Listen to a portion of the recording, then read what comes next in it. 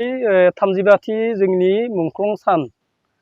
बेनिफ्राय जायगाया जाबाय बाक्सा डिस्ट्रिक्ट बरमायाव हाबाफारिया जाबाय गिबियावनो जोङो जोंनि लोगोफोर जायफोर थैदो बिसोरखौ जोङो थारमाने 1 मिनिट आरज गाबदो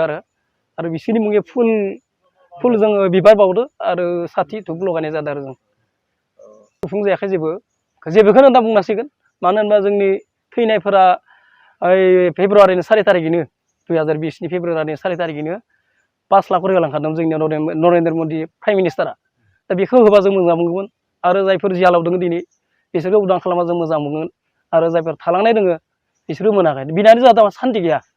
मेन खामानिया जाबाय जियालनि मानसिखौ हरथारनांगौ थारमाने बेनो आरो जोंनिया आं बेखौनो बुंदों बिथांमोननो थाबैनो होनांगौ बेखौनो बुंदों आङो दे आसाम सरकार भारत सरकार आरो जोंनि जे बिटिआर सरकार जाय बे सलायबाय जोङो बिथांमोना बे सुक्तिनि गेजेरजों जेरै सेक्टर खालामदों बिदिनो होनांगौ आरो होबा थारमाने जों मोजां मोनगोन आरो बेनि सायाव माने दाथ' होआखैनो होनना बुंनांसिगोन ओरैनो आधामानो जोंनो 4 लाख करि होदो बाखि जेबो खामानि जाफुङाखै माने थांना थानायनि राहाखौ जेबो होआखै जेबो होनाय जेबो लामाखौ होनाय गैया जेबो होनाय जायाखै बेखौ बुङो आरो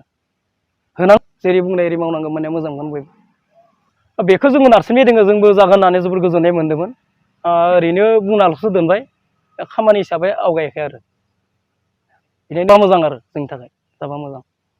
বডি এতিয়া নাপাব পিছত আহক যাওক স্যার প্লিজ স্যার आइ हाथरखि दा गाबसै अख्राङा जोंनि हारिनि थाखायनो गावनि जिउखौ बाउसोमबाय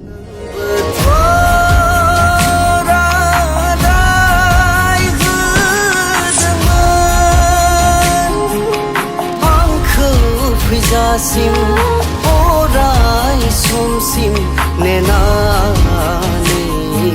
थागोन मोसासो आं मोसा